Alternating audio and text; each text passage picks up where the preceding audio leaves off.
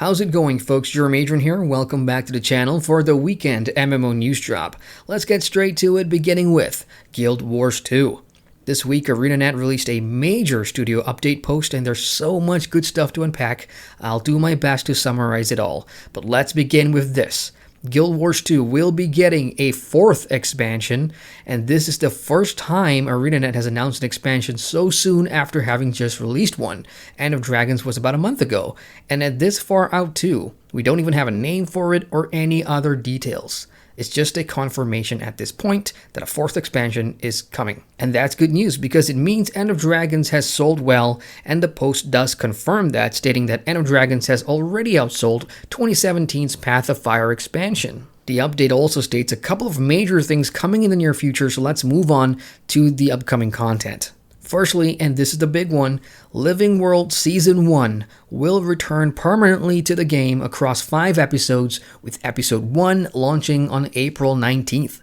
This is fantastic news for all players who started playing Guild Wars 2 after Living World Season 1 ended, like myself. So now, we finally get to go back and get more context for our past events and experience the beginning of the Living World saga that leads us to EOD today. Secondly, there will be continuation to the present-day story, as the developers have confirmed a new Living World season, which should be Season 6, and that's currently in development. It will have a brand new map, but the story can go however and wherever it needs to go now, since it's going to be the beginning of a new narrative arc. Unfortunately, there's no other details about that yet, including a release date, so stay tuned. And then there's the official Steam release of Guild Wars 2, which ArenaNet has confirmed will be taking place sometime later this year, but there's still plenty of work to do with that, as they are planning some minor revamps to the early game for new players. It is the studio's top priority, apparently. Other good updates from the post includes the return of the Super Adventure Box Festival, more World vs. World updates to participation and balance, incoming profession updates, the first End of Dragons legendary weapon variant, End of Dragons Strike Challenge modes, and a ton more that you can check out on the official post. I'll put that link down below. Overall, fantastic news this week for Guild Wars 2. Let's talk about Elder Scrolls Online next, because North American mega server players have had plenty of in-game issues since Update 33 launched, and just yesterday, ZOS Studio Director Matt Fire has posted a pretty transparent explanation and solution on the official forums. According to him, all the performance issues like infinity loading screens and buggy activity finder and more came down to one failing network port. So in short, a hardware issue was the cause as opposed to a software issue, like the DB sharding system, which while did slow everything down when they turned it on when the update launched, it wasn't the root cause. With that hardware replaced sometime after Monday this week, apparently these issues should now be gone from the North American mega server. So TLDR of the post, is there going to be compensation for North American mega server players that have missed much of the Explorers event? The answer is yes, and that's going to be 5 150% XP boost scrolls, which will be given to you on the 1st of April through the daily login rewards calendar, and ZOS will be tripling the number of weekly Endeavor seals on all platforms. Up next, for Lost Ark players who do enjoy PvP, there's good news because Competitive Proving Grounds Season 1 has launched, and players will now be able to queue solo for the Team Deathmatch mode, with rewards and prestige up for grabs. The season will last for roughly 6 months, and there is a ranking system which will be determined by your score from winning or losing, but keep in mind that you'll still earn currency no matter what from games that can be spent at vendors in major cities for stuff like honing materials and XP potions. Elsewhere, the freebie compensation gift package that comes with a hoverboard mount and a furry outfit, among other things, should be available to claim in-game, so grab them if you haven't. Moving on, for players of Kakao Games' Elyon and ArcheAge, in case you missed it, the recent showcase event that happened on March 17th had a couple of big roadmap announcements for each game respectively, so let's go through them. For Elyon, a brand new 30-player raid is coming to the game alongside 2 new classes, the Paladin and the Soulbringer. For more content, there's a new hunting grounds, and boss monsters are on the menu as well. Elyon players will also be getting more quality of life updates like separate PvE and PvP channels, controller support, and a new early game experience.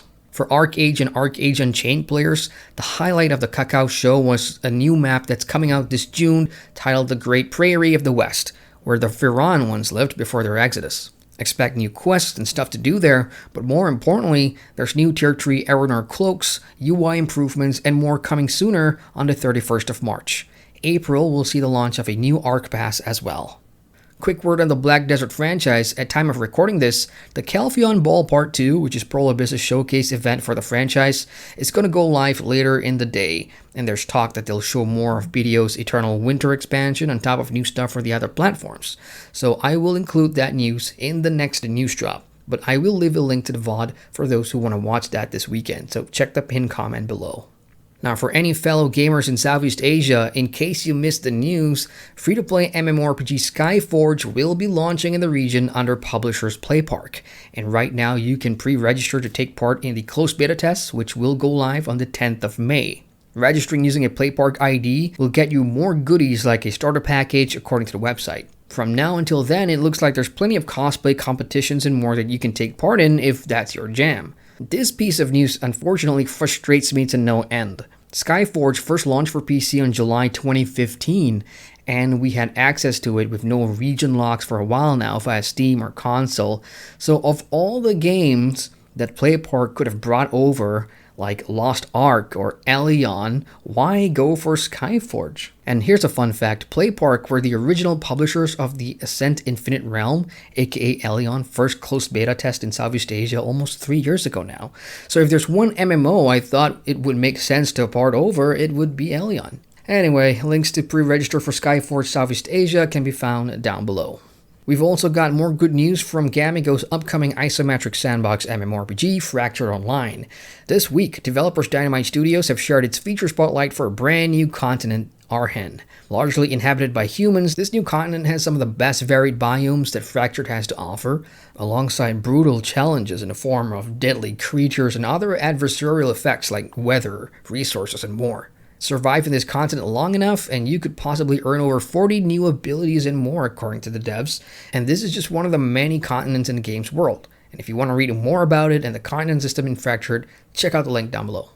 Let's move on now. In Nexon's Mabinogi MMORPG will be celebrating its 14th anniversary this weekend, March 27th, and players can expect celebratory bonuses and activities in-game until April 14th. These bonuses include daily quests for rewards, a night bazaar with mini-games, and more. Additionally, Mabinogi will also be merging servers on April 14th to create the new Erin server that aims to keep the active player base together. Now, there's a huge FAQ about the server merge for all affected players, so if you're one of them, check out the link in the pinned comment.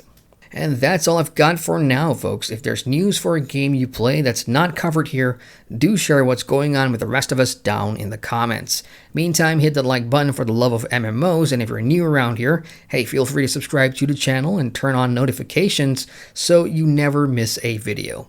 Once again, I'm Adrian, and I thank you for watching.